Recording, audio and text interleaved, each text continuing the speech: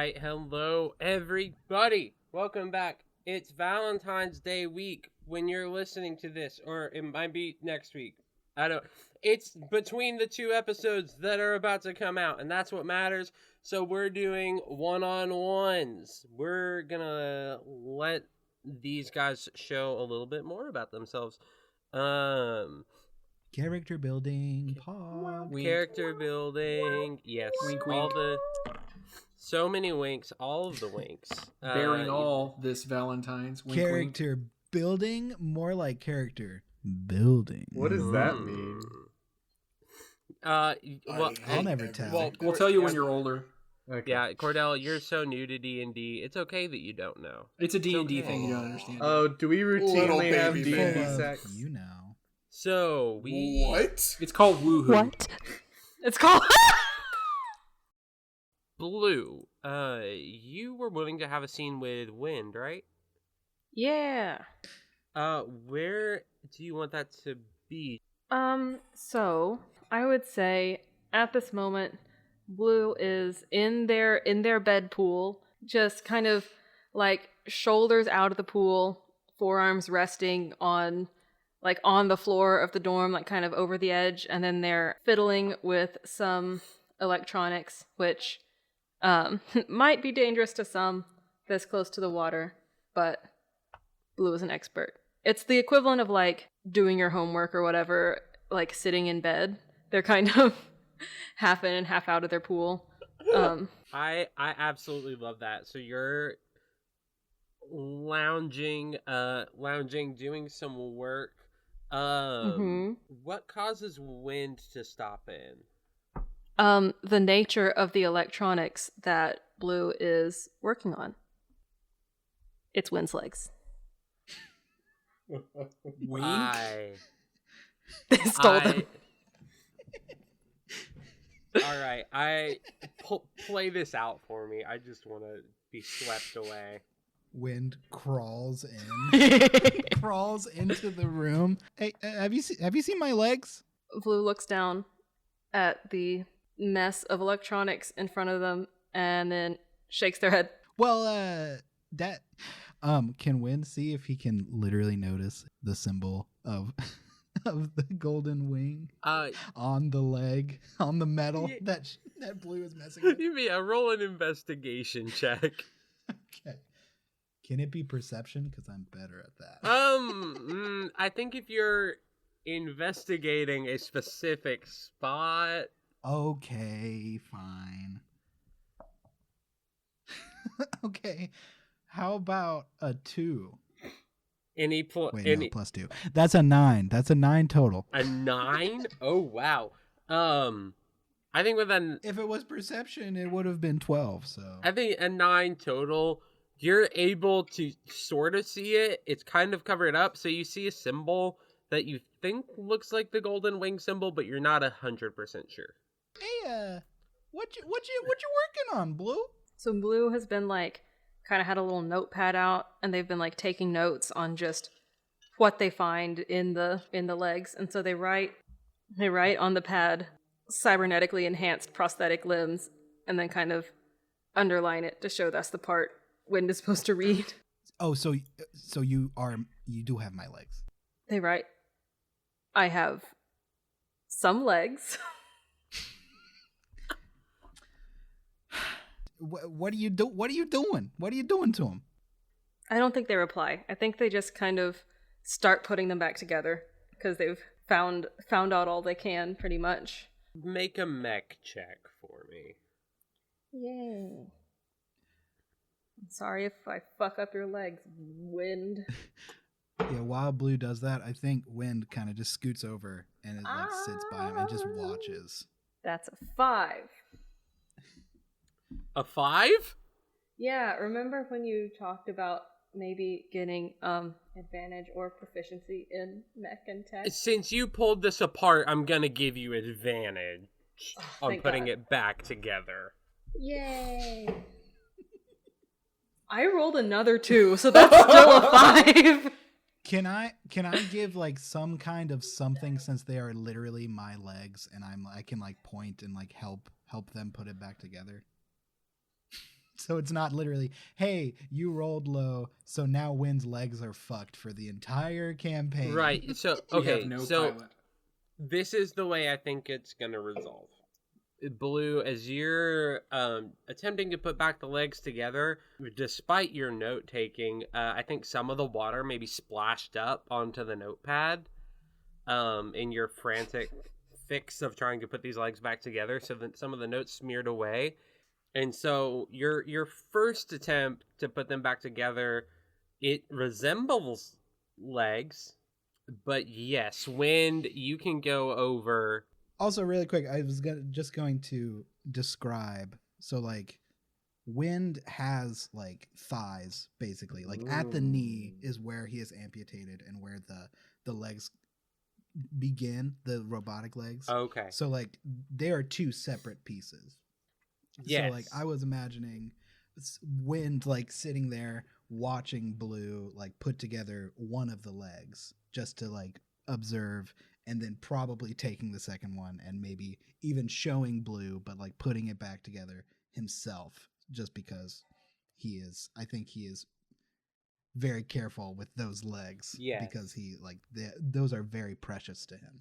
After Blue's attempt of trying to fix these two legs and have them be good, they look like legs, but I think Wind, taking one look at them, you realize instantly that this is not at all how they're supposed to look, not at all how they're supposed to work. So yeah, I think you're able to go over there and show Blue how to fix it. I think that, yeah. So that wasn't bad. Like, yeah, you almost got it, but like, here, let me show you. This goes here. You need to connect that to that, and I'm like kind of walking them through, just being like noticing how much Blue is like obviously very techie. So like, Wynn's just like trying to make a connection and being like, look, here's something cool about me that I can teach you how to do, and like, you know, like folds the metal back into place and like locks it, and then he's like, yep, and there you go, and then hooks it back up. Like, you like what you found? They nod. Well, I mean, you can take my legs again if you want to practice more, but like, they are my legs. So like, you tell me, or like at least have me here, so like I can like show you, because like, Blue, they're my legs. Yeah, Blue just nods.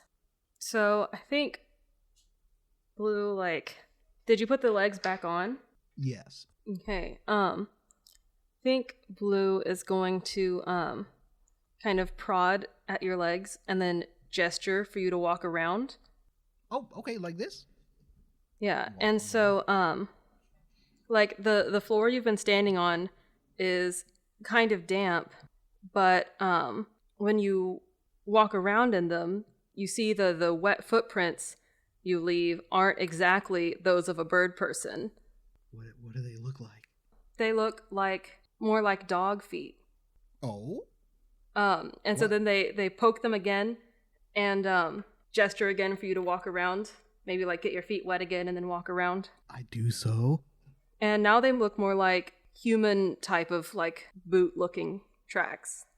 Did you alter the like footprint? Yeah, so what they did was use one of their artificer infusions to make you some boots of false tracks. So now your magic legs can leave whatever kind of footprints you want. Okay, you really can see my legs anytime. Oh my god. Like runs up and like shakes your hand like this. I'm gonna do so much pranks with this. And just nod. Blue actually had something that they wanted Wynn's help with. yeah, let's see what it is. Yeah, so what is the like alcohol policy on campus? Because I know students can't drink with professors, but like, is alcohol allowed on campus? If it is legal for you to drink on your home planet, it is legal for you to drink here. Nice. Just not with professors. Would there be a place for us to like procure alcohol for like a party later? Yeah, there's like a like a general goods type store on campus. It is about a 10-minute walk from your dorms. And now is the time when I come up with a name for the general store that I just made up. General Stars General Store. Yeah, okay, we're gonna go with that. I like that. Thank you, Cordell. It is called General Stars General Store. Nice. Everything is star themed. Yes. Everything on base is somehow star themed. Yeah, it is called General Stars General Store, and you see a robot behind the desk as the checkout person. And there's like 3 or 4 aisles, and then there's like a locked cabinet, so you have to go get the person to come unlock it so you can get the alcohol. Okay. And Blue has like written down a list of what they want and hands it to Win so that they can more easily communicate with the store person. Oh shit, you got some very specific tastes. I enjoy it. One of them is like seaweed liqueur. I've never been outside of anywhere, so I don't know if this is normal or not, but wow. I also don't have any money. I'm trying to think if Blue would have money. I feel like they would. I feel like they're like, I don't know, trust fund kid. There's like also a type of like school credit that it's like, put it on the credit and then just pay it off before you leave school. Oh, I can use my credit though. Blue nods enthusiastically. Yeah. All right, let's do this. Ding ding ding ding ding.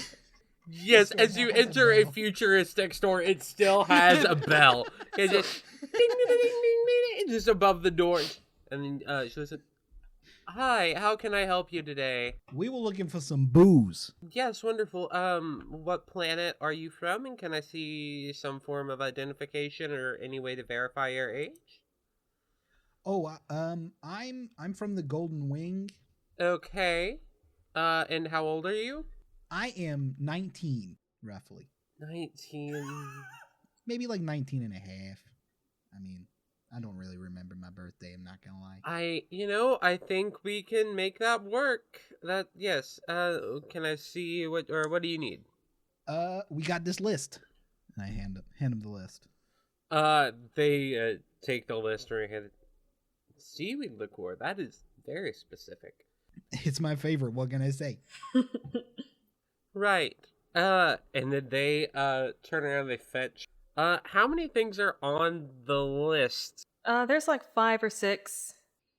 Wait, so yeah, like what are these made out of? Like, I don't really know much. Well, let's see. This seaweed liqueur is like fermented seaweed that's soaked in some stuff. I don't really know how they make it.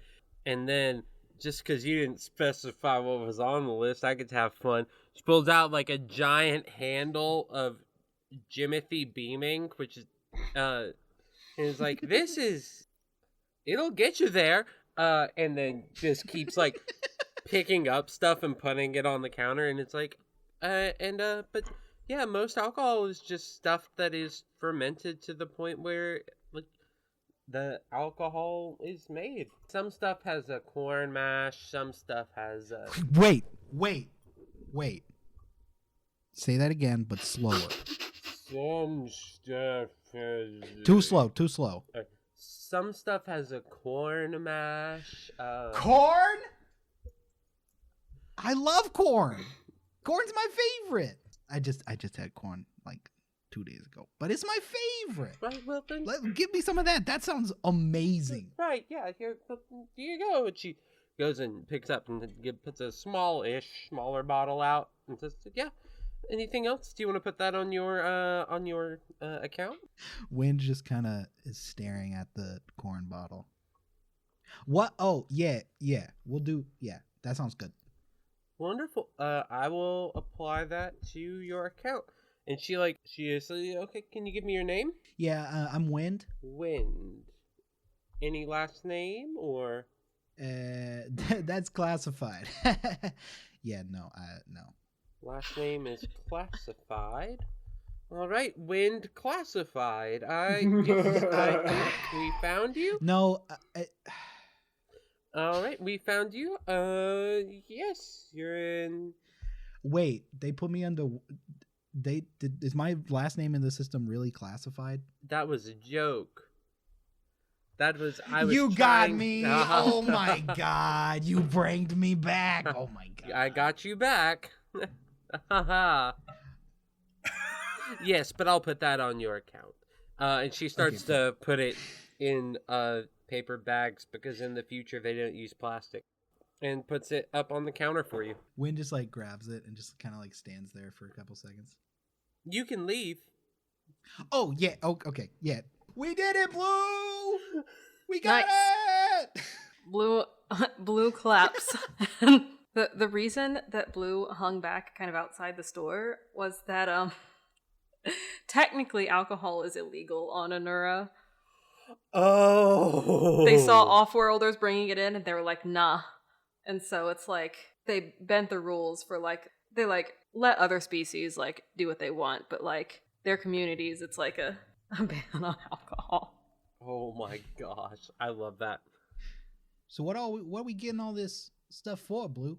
Blue like messages, wind, and just images of like people doing shots and like, you know, like strobing lights and like people dancing and stuff. Does Blue want to throw a rave? Just a party. Oh my gosh. I love this. So like the camera like zooms out on Wynn's realization that he is about to help Blue throw a true party. Which I don't know if Wynn would have ever done. So this is even funnier. Yeah. Gjin and Russ. So where were you two wanting to have your little meeting? I would like to be in the library. I am completely okay with that. Sweet. If you guys don't mind, let's start the scene a little bit back. So it's when you guys are like about to head into the library.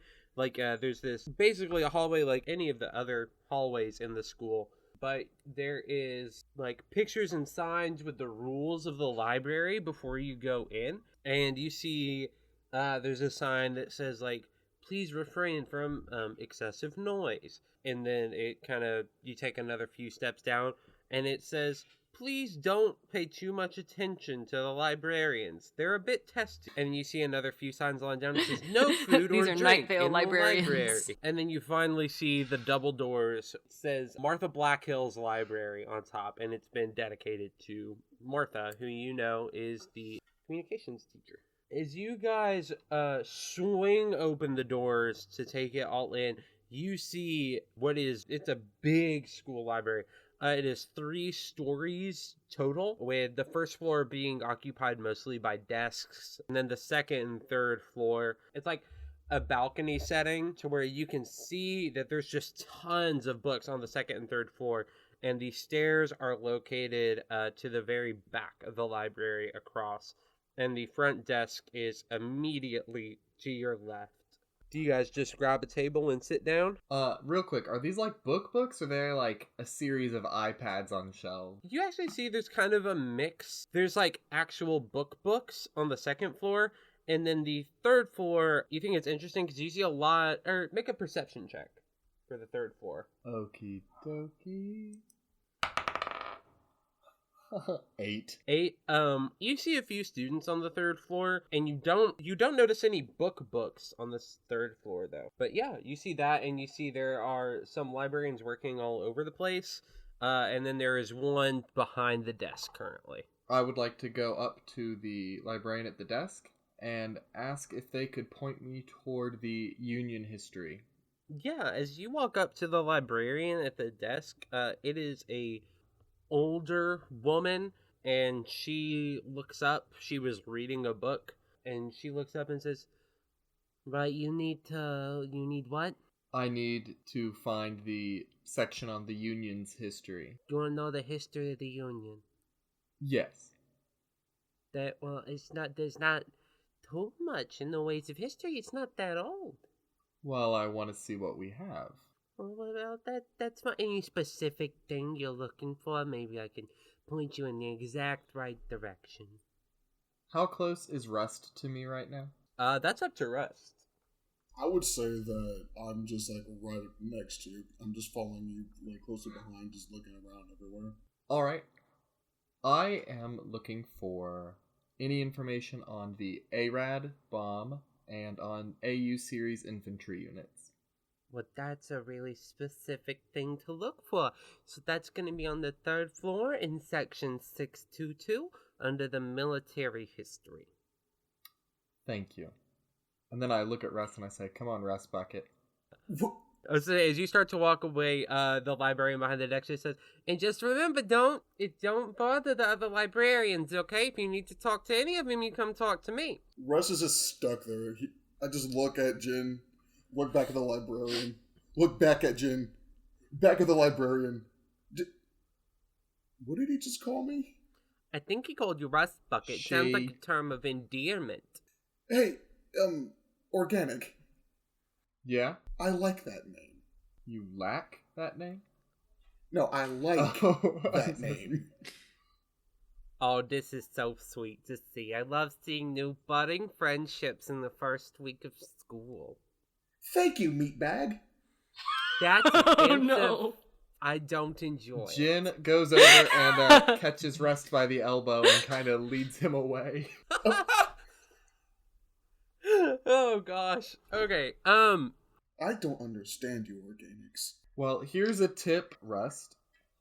Anything that ends or contains the word bag that you're calling someone, typically not good. But why? You guys are just bags of meat and flesh. It doesn't feel good to be called that. Oh. My emotional processors are kind of dysfunctional sometimes. I'm sorry. That's okay. Let's just keep going up to the 3rd floor. So, tell me, Fleshling, why are you particularly interested in looking at the assault unit line? Well, to be honest, Rust, I don't trust you yet. Oh. Well,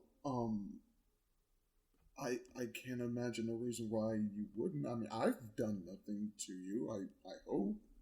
It's not necessarily what you would have done to me that I don't trust. I think with that, you're kind of getting to the 3rd floor. Okay, well, upon cresting the stairs, I say, give me 1 second. And I walk over to the section with the AU information, and I assume I find the book. Do I need to, roll for that? Actually, on the 3rd floor, there are no books. What you see are, these banks. It almost looks like almost like miniature monolith, kind of all over. And as you see, there's a label over each one where you see the section you're going for with Union history and specifically the military history of the Union. And then you see a series of number, a number pad on it. Okay, do I know how to operate this number pad? You see, there is a sign right next to it that tells you exactly how to operate it. And it basically says, it kind of, the way the number pad works is the way, I don't remember what the typing system is actually called, but on old cell phones where you would actually have to for A, you would hit 1 once and then wait and then keep going. Mm-hmm. So you have to just type in the specific thing you are looking for and then go through that. Okay. How long does it take me to find what I'm looking for? Which one are you looking for first? AU infantry. Okay. You type in AU and it pops up pretty fast. You see a screen opens up and it has all the information on the AU line. Okay. Are there images of them in action? Or videos? You kind of scroll through the file that's presented to you and you find one video of them, but it is a testing site video of showing a very early beta model of the AU line, and it's this is what it can do in just 1 minute, and it shows 1 AU versus 100 dummies. Okay. And you see that in 2 minutes, it's leveled. Okay. I gesture for Russ to come over and look at what I'm looking at. So I'm just gonna be saying, in the meantime, Russ has just been looking over the balconies and just looking at all the organics, neat. And then he hears Gjin call out to him and he's going, "Oh, sorry. What can I do for you?" I want you to watch this. And then I play the video. Oh, what is this? It looks... Rust, make a wisdom saving throw. Oh boy, oh boy, oh boy, oh boy. Uh-oh. You killed Rust. That right there is a 6. Rust, I'm afraid you enter rage. What have I done? In response to this, I'm going to immediately start punching the device that is playing this video, like as hard as I can. Make an attack roll, unarmed attack. Okay. That is a 20, 15 plus 5. You see dents form in this machine, and the video starts to come to a stop. Make a dexterity saving throw. You said dexterity? Yes. Okay. I got an 18. You feel like these hands kind of all over you, trying to pull you down and trying to like make it to where you are on the ground and being restrained. But they are not quite able to hold you. So are these like actual people coming up and like trying to suppress me? You can't tell. You don't know. You don't see anything. Gjin, what you see is out of nowhere, there were no people, and then these figures that you saw on the second floor briefly, kind of sorting books, have appeared out of thin air and are now trying to hold back Rust. I'm going to start swinging wildly. No prejudice, no nothing. I am looking for anything to just hurt. Gjin, did you move away from Rust when he started freaking out? Yes. Okay. I don't think you're able to hit any of the librarians, just because they're not corporeal. But you swing all you want. Go ahead and make another wisdom saving throw for me, Rust. That is a 3. You feel yourself being subdued and slowly start to go to sleep. So am I feeling tired, or is it just like, what exactly is the feeling? It's kind of like you feel like something is making you calm down. It's kind of like somebody's forcing you to take deep breaths. Even though you're a robot, you don't quite know what that feels like, but you feel like a calming effect wash over you. So here's my thing.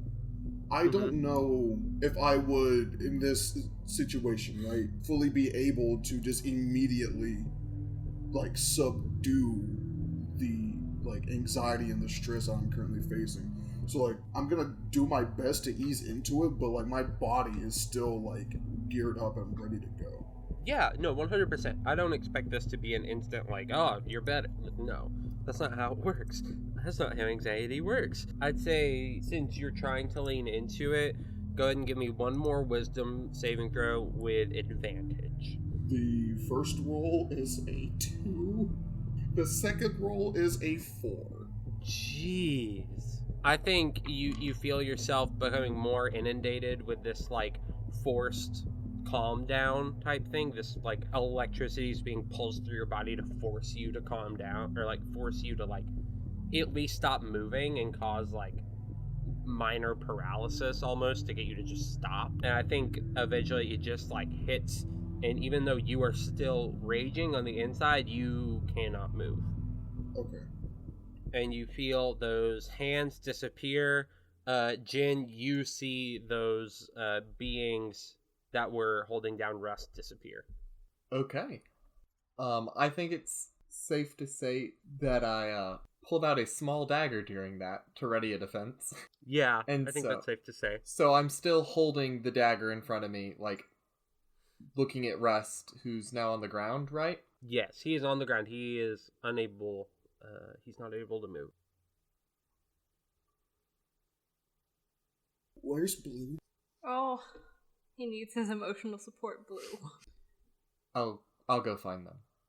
When Gjin goes to find Blue, Rust is going to just, like, shut himself down into power saving mode and just sit there. Because you've said you're going to go into power saving mode, I think when Blue does eventually get there, you are completely out of rage at that point then. Okay.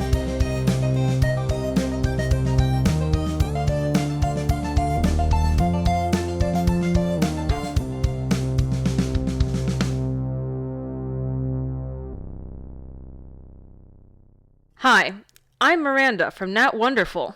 And I'm Drew from Nat Wonderful. We hope you're enjoying this extra special episode of Nat Wonderful. If you like what you're hearing, here are some ways you can support this show. You can follow us on Twitter, Instagram, or send us an email if you want at natwonderful@gmail.com. And if the spirit moves you, rate us or leave us a review on the platform of your choice. It helps us reach more listeners like you. Thank you for listening. And have a wonderful week. Wonderful week. And have a wonderful week.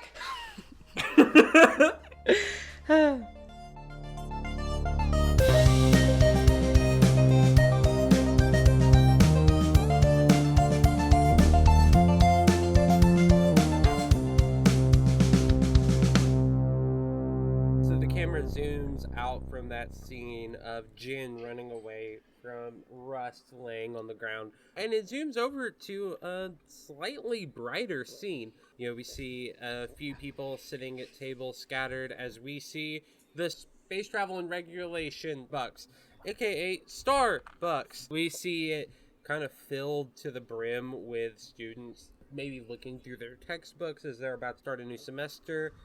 We see a few familiar faces, and then we see at a table, we see Anna and Rose. There's like a short line.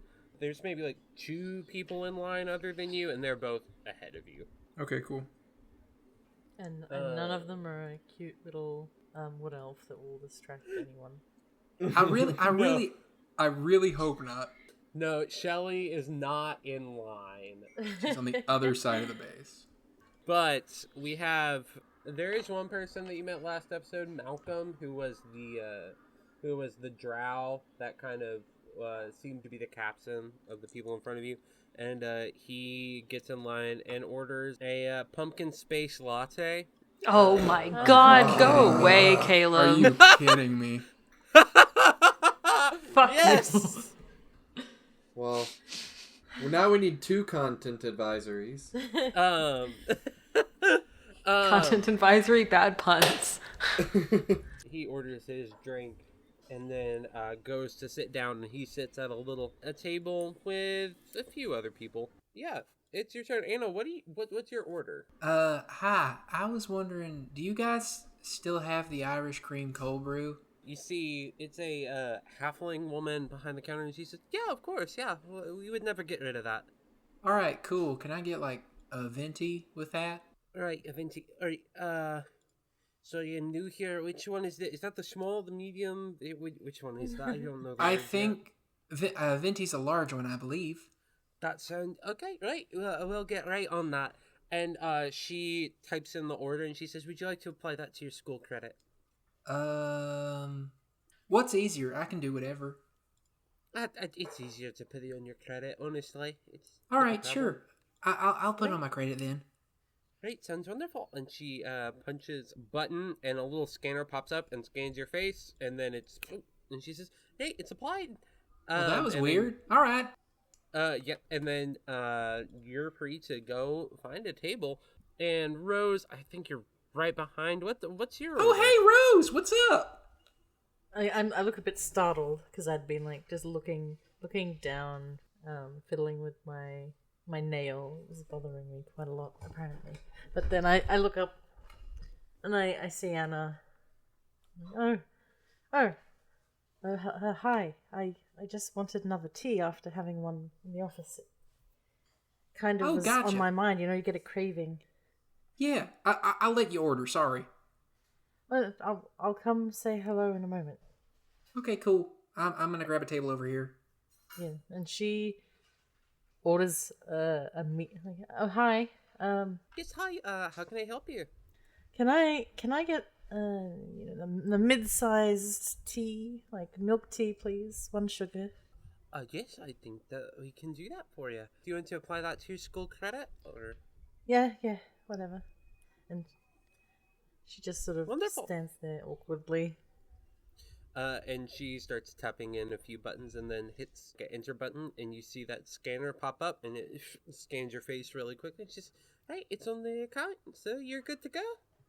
And Rose blinks a few times and says, "That's it?" Yeah. So, and you came into the school. We got like your picture. and we tied that to your account. And so in here and in a few other stores, we're able to just scan your face and apply that credit to your account. Oh, okay. Thank you very much. And she just sort of scurries away and happens to go into the direction that Anna is. And so pulls a seat and sort of sits there awkwardly. So, we haven't had much of a chance to talk, but I feel this is good of a chance as any. Yeah. And she makes such an effort to look up at Anna's face. And hello. And then she's like, well, I really wanted to apologize a little bit for how abrupt I was the first day we met. I'm not very good with... Oh, no problem at all. It's, I understand. First days can be hard and all. New school, new place, new life of sorts. That can be a hard time, adjusting to new things and all that. Yeah, something, yes. So don't worry your pretty little head about it. It's all good. And she like kind of smiles a little, but then goes back to looking down at her hand. So what part of what part of Earth are you from? What part of Earth? You see, I don't actually know. Is that strange that I don't know? No, that's fine. Sorry, I didn't realize that was it. That's all good. No. I mean, I went all over the place, I suppose, with my family, and then she just sort of trails off with that. But it doesn't matter. It doesn't matter very much. They obviously took me for the training. You're like a traveler of sorts, so you've been to a lot of places. I mean, when I was younger, yes. There was one place I stayed for many, many years, but I don't quite know where it was. I understand that. I too have had a couple of homes in my life. You hear from the county just like, Anna? Is it Anna? Anna. It's Anna. Anna. Anna. Okay. Yeah. Right. Well, all right, hold on. Anna, I'll be right back. Anna, we have it ready for you. All right, I'm gonna jog up, grab my iced coffee, and then sprint back. As Anna, like that brief moment, Anna's gone. Rose lets out a like as she just sort of calm. Yes. All right, I'm back. Howdy. Hi. Is your order all right? Fine? What? Is your order fine? Is it okay? Yeah. Well, hold on. Let me take a sip.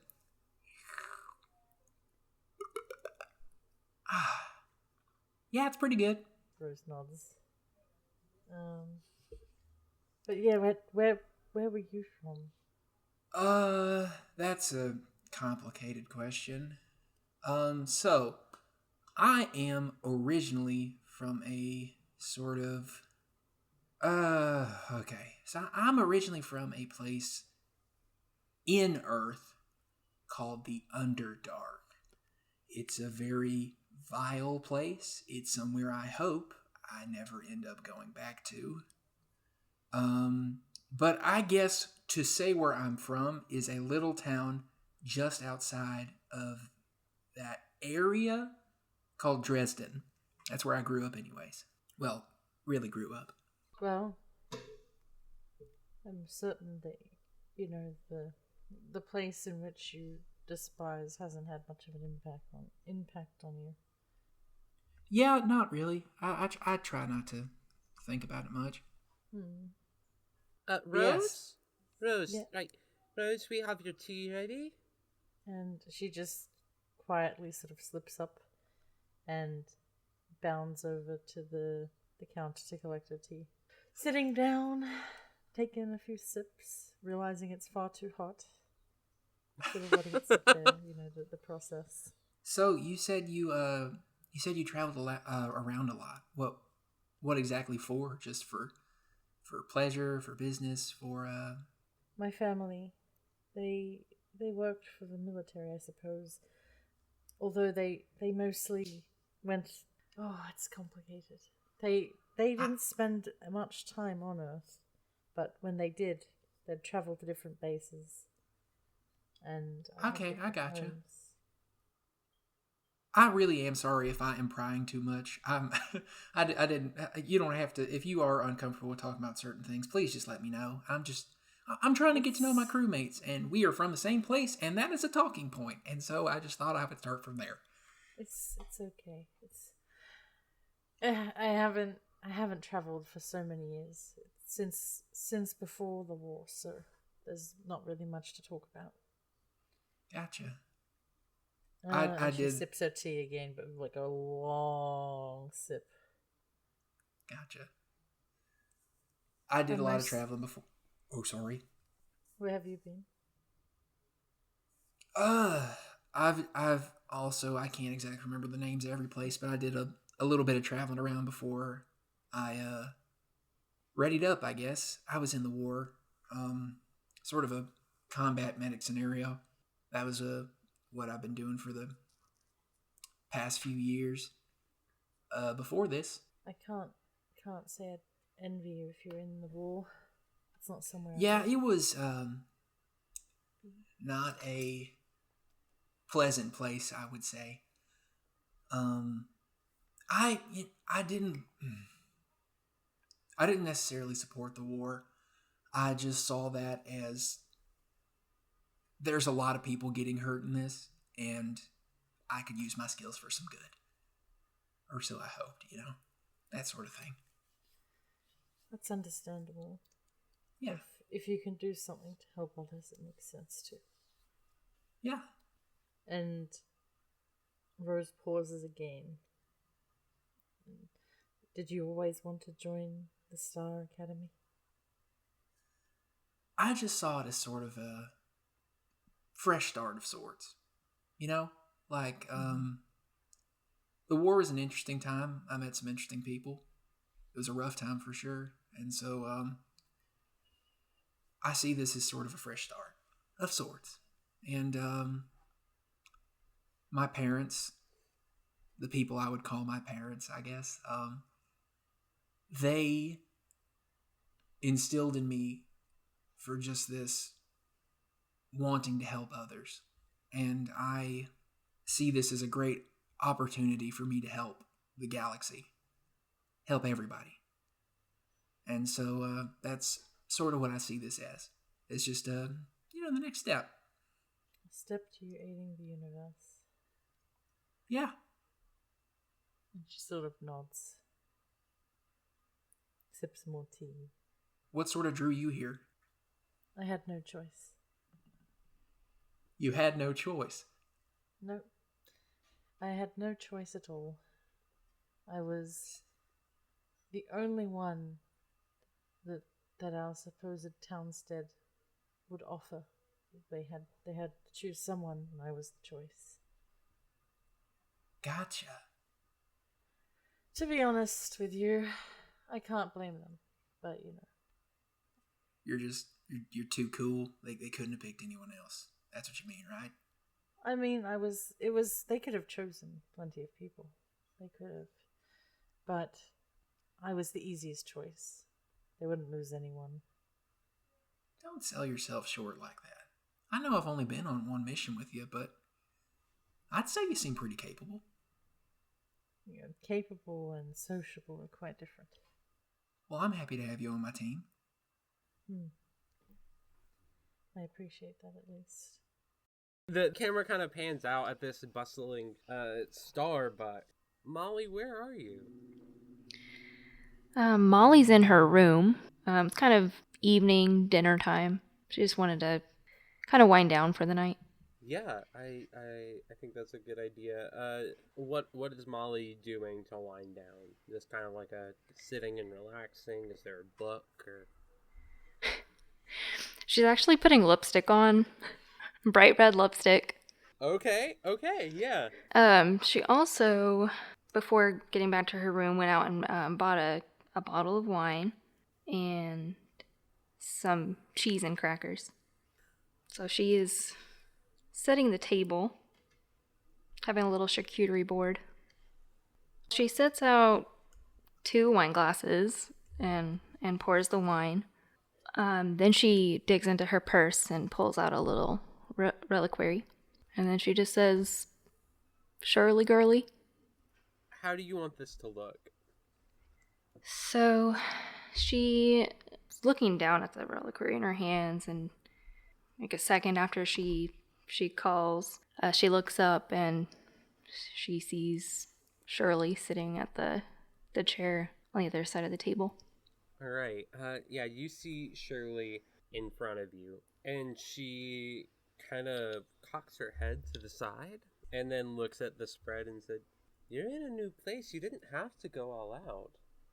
It's a celebration. I met some new people. I think I'm making friends, and we did good on our first mission together. Well, I knew you would have done great, but still, are you telling me you're making new friends? That doesn't surprise me at all. You've always been good at charming people. Well, it's been a while. You know, at least 10 years. At least. And then Shirley reaches out and grabs the wine glass and says, "How did a school have wine? Is it any good?" Let me take a sip. And she takes a sip and kind of scrunches her face up a little bit. I mean, tastes like wine. I think Shirley sets her wine down in response and says, maybe I'll save it for later then." Okay. And she says, "Oh, and a cheese and cracker spread? What's next? You really know how to flatter somebody. And you don't even have to anymore." You gotta keep the spark alive. And she lets out a little laughter and said, "You act like the spark could ever die." I don't think anything can stop it at this point. Molly blushes a little bit. You see a smile flash across Shirley's face. And it doesn't make a lot of sense for you to be alone. You should be out making new friends. I know that we aren't young anymore, but the night still is. You could be out with your crewmates. Tell me about your crewmates. That's what we can do. Tell me all about them. Oh my goodness. Well, I haven't really gotten to meet all of them yet. I did get to meet a robot. His name is Rust. A robot? Yeah, he threw me into this duct. Oh my goodness. How when did you need to be thrown into a duct? Well, I heard some noise and went to investigate. It was part of the mission. It was a little scary, but we did good. We all survived. Well, everyone surviving is definitely an accomplishment. And then, there's this fish person named Blue that I also got to meet. Well, you're really getting out from Gnome Home, aren't you? Yeah. I think they're friends with Rust. I don't really know much about their past. Oh, we also have, our pilot is a bird. Well, it seems like a bird would intentionally be very good at flying things. Well, you would think. She just loses it laughing. Then we've got a couple of young ones in the team. I haven't really gotten to talk to them yet. To be honest, I'm a little scared. I don't know if I have much in common with them. I think you'd be surprised. I mean, you're all here at the new school. Yeah, that's true. Well, maybe tomorrow. Why not go talk to them tonight? Don't you think it's a little late? I think if you're going to be going back to a college, you may have to participate in some of the stuff you used to do in college. Oh, oh goodness. Whew. Yeah, those were the days. I'm not saying you have to go out and do stuff, but maybe just see. Maybe they'd want to play a game. Ooh, Parcheesi? Maybe they'd want to play that. That's a relevant game, right? Kids play that? I don't. You know what? I'd have to check with them. Moncala, maybe? I think chess is getting more popular now. Ooh, that might be a good idea. I mean, you could beat me at chess. Yeah, oh well. I haven't played in a really long time. I'm sure it's like getting on a bicycle. Once you've done it once, you can't forget. Or maybe you can forget. I don't know. Okay, Shirley, that does sound fun. Be sure that we can talk tomorrow, right? Or maybe the day after. Whenever. You know I'm always available. Yeah. And she flashes a very big grin and then finally picks up the wine again and takes a sip and said, yeah, that definitely does taste like wine, I guess. What are the notes that you're picking up on? Sour. And grape.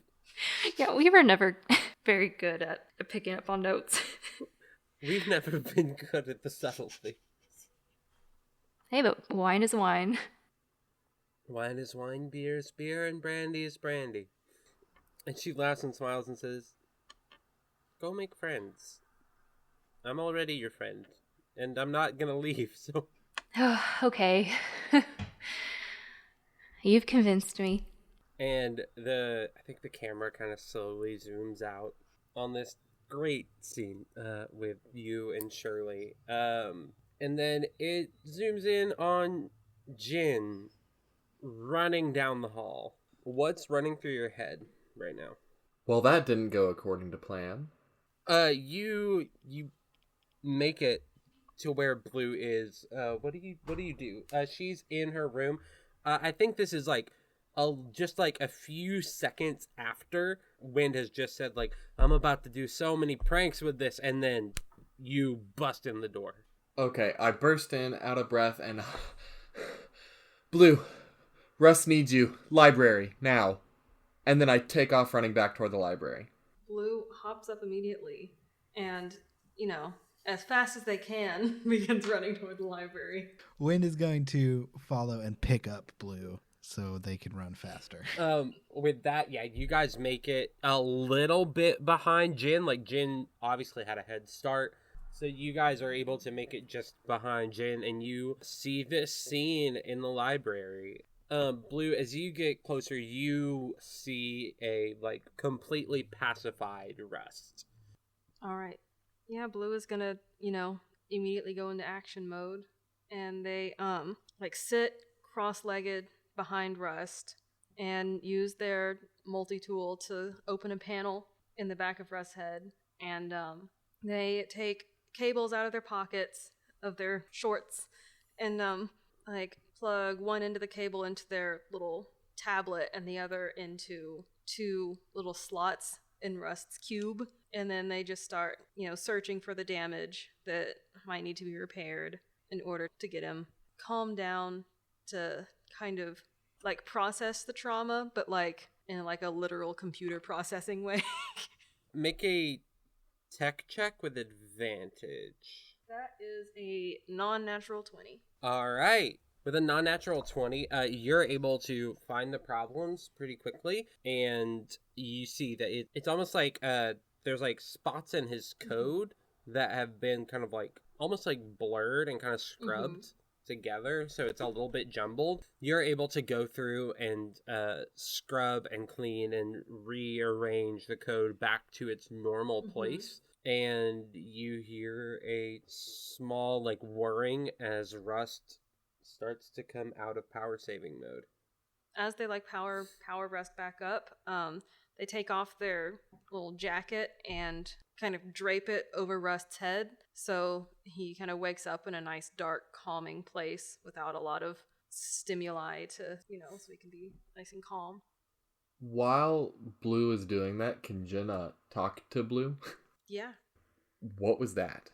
Blue just kind of gestures toward the cube and back toward the tower.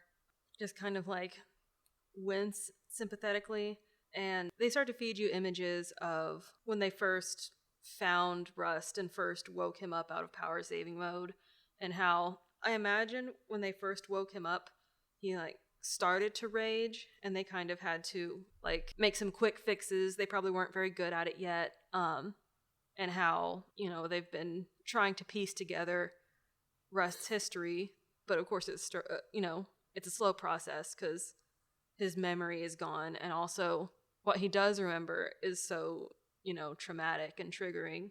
So Blue just kind of gives her like a brief history of, you know, and images of, you know, of their relationship with Rust. Okay. After all of those images kind of wash over Gjin, I look at Blue and I say, so it's more than just a war machine now. Blue nods, and then and then starts to show Gjin images of friendship and of creatures holding hands and hugging and laughing together, and starts kind of weaving those in with like pictures of, you know, Blue and Rust's own friendship leading up to them sitting together coming to the academy. Does Rust like animals? Blue shrugs. There aren't a lot of animals in Anura in the ocean that aren't like hostile. So they don't really know if he does. Well, I have a possible idea to maybe make amends for this. I just learned in my studies, Find Familiar, and I haven't used it yet, but I thought maybe you guys could come while I tried it. Yeah. Blue and Wind, I guess. Oh yeah, and Wind. I've been here the entire time. I was supporting. I was literally the reason Blue got here. The camera pans from this like intense conversation, and it's just Wind standing there awkwardly, like the freaking Slender Man. I bet it's kind of like I was about to say, kind of like I was thinking like Wind is just kind of like to the side, like that one guy in the Ant-Man movies who's just like kind of there. It's like yeah, the entire just. My favorite character in the Ant-Man movies, let's be honest. When I was thinking Wind, I was honestly imagining him pretty chill, because I feel like other members of the monastery, Wind has seen this reaction before. He doesn't know it's PTSD, but like he's in a monastery with young children that are sent on terrible missions all the time. So he has definitely seen something similar to this. Even though it's a robot, I feel like he might be like, okay, I'm used to people being fucked up emotionally. You can kind of like sympathize with it, at least. Rust, how are you feeling as you kind of wake up, I guess? So from what Blue said, they put a fabric over my head, right? Mm-hmm. Yeah, so that way it's less stimuli. So the moment that my audio receptors become functional, obviously I can't really see anything, so I'm just gonna reach out into like the ether really and just ask Blue, where are you? Blue taps on his taps on the back of his armor. Rust is I'm gonna stay seated. I'm going to turn to where I feel Blue had touched me. I'm going to extend my arms out for a hug. Blue gives him a hug. And I'm just going to ask, Blue, where am I? Blue cautiously, takes their jacket back off of Rust's head so he can see he's still in the library. But all the machines are powered down. / one is broken, I assume. So you see that one machine in front of you is currently out of commission. You see that there's some dents in it, and you see few other machines around you. You see that Wind and Gjin are also there. Did I do this? Blue pats his shoulder to let him know it's okay. Hey, nobody got hurt, bro. You're fine. No, I'm sorry. Can we go? Wind walks over and helps Rust up. I'm not even gonna take the t-shirt off of my head. I'm just gonna leave it down. Just kind of like look down at the ground and just keep walking wherever they lead me. I guess you guys lead him back to dorms. Yeah. I think at this point, we smash cut over to Molly. We hear Shirley say, well, it sounds like your friends are back. Perfect timing. Well, pretty much right after, the scene cut away from Molly, she started making chocolate chip cookies. At least she has that to bring. And then she kind of scrounges around the house looking for stuff. She finds some WD-40, I guess, and picks up all these little bugs and puts them in a container.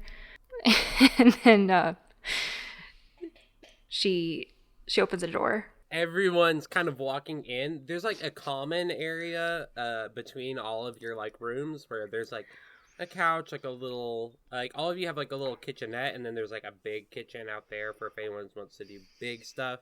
And like a faux fireplace letting off a little bit of heat into this common room. This is classy. That can easily be turned off. Blue. Can very easily be turned off. Yeah, so all of you, so there'd be Rust, Anna, Rose, Gjin, Blue, and Wind, walk out to see Molly just has like a tray of cookies and like an assortment of other things, including bugs and WD-40. I think this is when Blue and Wind walk in with the alcohol, with the bag of alcohol, and I think Wind is already drinking that corn shit and is already pretty plastered when they're walking in. Make a Constitution saving throw. Okay, here we go. I rolled somehow a 7, and then we got +3, so that is a 10. Wind, you are tipsy already. Molly, just the person we was looking for. Okay, so this is probably gonna be really offensive, but like, do you want to be tall? I'm okay. Do you want a snack? No, but like, you can put on my legs and like be Mega Molly, Right? You want to do that, right? That's cool, right? I'm not just drunk, right? I mean, I think you are drunk. But that does sound kind of fun. Actually those here, do you want this? And then she like hands him a beetle. I'll trade you. And then he takes off one of his legs. I think at this point, the rest of you guys are kind of walking in the door to the common room to see Wind holding out one of his legs and Molly holding out a bug. They can come off? That's so cool! Oh my god!